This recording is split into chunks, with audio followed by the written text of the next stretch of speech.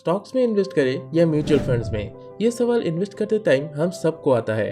आखिर किस में कितना पैसा इन्वेस्ट करना सही रहेगा? तो आज के इस वीडियो में हम इसी चीज़ को लेकर बात करने वाले हैं। लेकिन उससे पहले अगर आपको नहीं पता कि स्टॉक्स में इन्वेस्ट करना और म्यूचुअल फंड में इन्वेस्ट करना क्या होता है, तो आप इस चैनल का बेसिक्स ऑफ शेयर मार्केट वाला प्लेलिस्ट चेकआउट ज़रूर कर लेना। तो अब आते हैं हमारे सवाल पे कि स्टॉक्स ज़्यादा बेहतर है या म्यूचुअल फंड्स ज़्यादा बेहतर है। देखो, इसका कोई क्लियर आंसर आपको नहीं दे सकता। हाँ, ये सच है कि कोई आपको इस सवाल का क्लियर आंसर नहीं दे सकता, क्योंकि ये आपका सिचुएशन पे डिपेंड करता है कि आप कैसे अपने पैसों को इन्वेस्ट करना चाहते हो। फॉर एग्जाम्पल, मान लो आपके पास एक गाड़ी है, तो अब अगर आप उस गाड़ी को चलाओगे तो आप उस गाड़ी के हर एक चीज़ का ध्यान रखोगे, जैसे कि गाड़ी पे कोई खरोच ना आए, गाड़ी चलाते टाइम गाड़ी गड्ढे में ना गिरे और भी बहुत कुछ। लेकिन यहीं पे अगर आप अपनी गाड़ी को चलाने के लिए ड्राइवर रखते हो, चाहे वो प्रोफेशनली क्यों ना हो, फिर भी वो आपकी गाड़ी को वैसे ख्याल नहीं रखेगा जैसे आप रखते हो।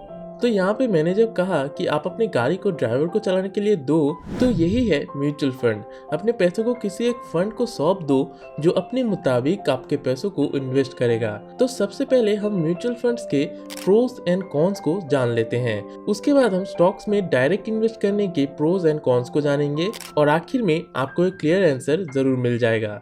तो पहले तो मैं आपको बता दूं कि यहाँ पे मैं इक्विटी म्यूचुअल फंड्स को लेके बात करने वाला हूँ, क्योंकि इक्विटी म्यूचुअल फंड्स ही स्टॉक्स में इन्वेस्ट करते हैं। म्यूचुअल फंड्स में बेसिकली ऐसा होता है कि आपके पास टाइम नहीं है, आपको इतना रिसर्च नहीं करना किसी स्टॉक को ढूंढने के लिए, और आपके पास एक लिमिटेड पैसा है इन्वेस्ट करने के लिए।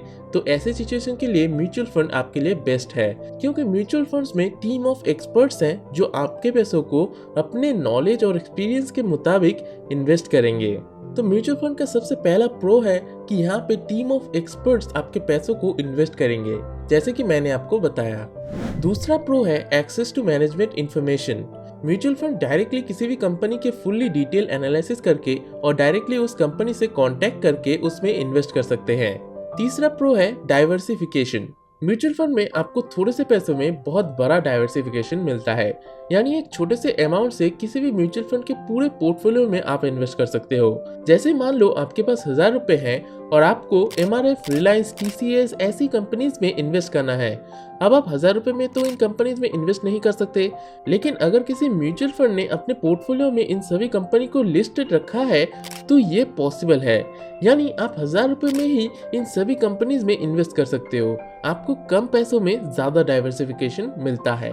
चौथा प्रो है, अगर आपके पास टाइम नहीं है बिजनेस एनालिटिक्स और स्टॉक्स के फंडामेंटल को समझने के लिए, तो आपके लिए म्यूचुअल फंड बेस्ट रहेगा। यानी आपको सिर्फ टाइमली अपने पैसों को इन्वेस्ट करते जाना है और आपकी चिंता खत्म। अब बात करते हैं म्यूचुअल फंड्स के कॉन्स पर। तो सबसे पहला कॉन है, management info may not give the clear picture. यानी जैसे कि मैंने आपको बताया कि म्यूचुअल फंड डायरेक्टली किसी भी कंपनी से कांटेक्ट कर सकती है, ये एक प्रो भी है और कॉन भी है। ये कॉन कैसे है?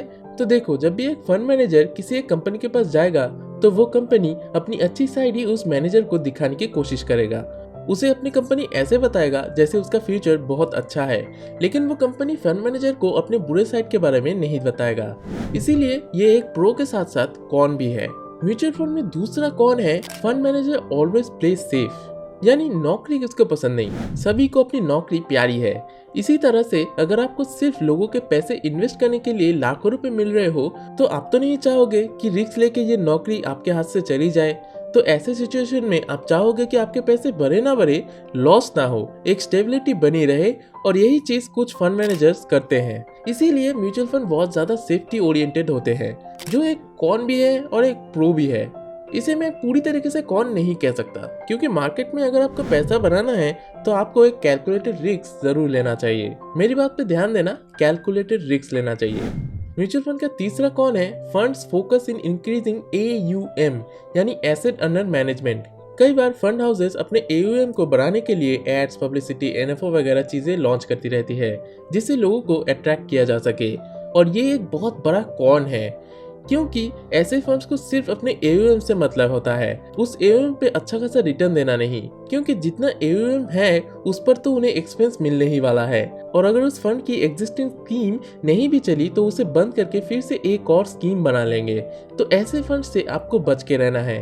म्यूचुअल फंड का चौथा कौन है, म्यूचुअल फंड की एंट्री और एग्जिट। म्यूचुअल फंड में एंट्री और एग्जिट का फुल कंट्रोल हमारे पास होता है।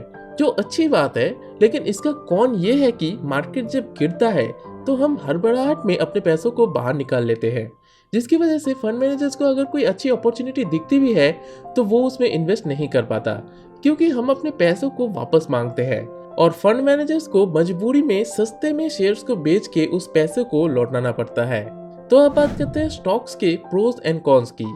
तो स्टॉक्स में इन्वेस्ट करने का सबसे पहला कॉन ये है कि आपको बहुत ज़्यादा टाइम देना पड़ेगा और सीखना पड़ेगा, कंपनी को स्टडी करना, फंडामेंटल एनालिसिस करना, इसके बारे में जानना पड़ेगा, ओवरऑल रिसर्च करना पड़ेगा और भी बहुत कुछ है। लेकिन एक जॉब करने वाले पर्सन के लिए ये बहुत हेडेक वाला काम है। दूसरा कौन है कि इसमें आपको बहुत ज़्यादा फ्रीडम मिलता है, यानी म्यूचुअल फंड में आपको एक डिसिप्लिन से अपने पैसों को इन्वेस्ट करते जाना है, लेकिन इस केस में आप जब चाहो अपने पैसों को इन्वेस्ट कर सकते हो और जब चाहो अपने पैसों को निकाल भी सकते हो। आपके पास फुल फ्रीडम होता है। अब सोचने वाली बात है कि यहाँ पे मैंने फ्रीडम को कौन क्यों कहा। इसे समझने के लिए आप मेरा सुपर पावर ऑफ कंपाउंडिंग वाला वीडियो देख सकते हो, जिसका लिंक डिस्क्रिप्शन में दिया हुआ है। तो अब बात करते हैं स्टॉक्स के प्रोस की। तो सबसे पहला प्रो तो यह है कि आपको सीखना पड़ता है, जानना पड़ता है, जिसकी वजह से आप मार्केट को और डिटेल में समझ पाते हो और अपने एक्सपीरियंस के थ्रू इन्वेस्ट कर पाते हो और एट द एंड आप एक स्मार्ट इन्वेस्टर बन पाते हो। स्टॉक्स में इन्वेस्ट करने का दूसरा प्रो ये है कि आप खुद से डिसीजन ले सकते हो कि आप कब, कहाँ, कैसे इन्वेस्ट करोगे और कब एग्जिट करोगे। लेकिन ये चीजें सुनने में जितना आसान लग रहा है, ये शुरुआत में उतना ही मुश्किल भी है, क्योंकि आपके गलत डिसीजन या गलत रिसर्च के चलते आपका पूरा पैसा लॉस हो सकता है। तो अब देखा जाए तो दोनों में ही प्रोज एंड कॉन्स दोनों ही है, लेकिन सवाल ये है कि किस में इन्वेस्ट करना सही होगा। इसका भी सिंपल सा आंसर है कि आप खुद की सिचुएशन के हिसाब से चूज कीजिए कि आपके लिए कौन सा अच्छा है। अगर आपके पास टाइम नहीं है या आप ये एनालिटिक के चक्कर में नहीं पड़ना चाहते तो आप म्यूचुअल फंड में इन्वेस्ट करो। लेकिन अगर आपके पास टाइम है, आपके अंदर सीखने की चाह है, तो आप स्टॉक्स में इन्वेस्ट करो। स्टॉक्स में इन्वेस्ट करने के लिए आप पहले तो पेपर इन्वेस्टिंग करो, यानी पहले ही पैसा ना लगा के अपनी रिसर्च के बेस पर जो स्टॉक आपने चूज किया होगा उसका उस दिन का प्राइस किसी पेपर पे लिखो और बाद में देखो कि उस शेयर का प्राइस नीचे गया या ऊपर गया। और ऐसे करते करते जब आप कंफर्टेबल हो जाओ तभी अपना पैसा धीरे धीरे इन्वेस्ट करो। तो आशा करता हूँ कि आपको ये आंसर मिल चुका होगा कि आपको स्टॉक्स में इन्वेस्ट करना है या म्यूचुअल फंड में। तो अगर आपको इस टॉपिक से रिलेटेड कोई डाउट है तो आप हमें कमेंट में बता सकते हैं। डीमैट अकाउंट बनाने के लिए मैंने डिस्क्रिप्शन में लिंक दे रखा है, आप चाहो तो चेकआउट कर सकते हो। तो आज के इस वीडियो के लिए बस इतना ही। मैं लौटूंगा फिर से किसी और इन्फॉर्मेटिव वीडियो के साथ। तब तक के लिए आप हमारे इस वीडियो को लाइक और इस चैनल को सब्सक्राइब कर दीजिए।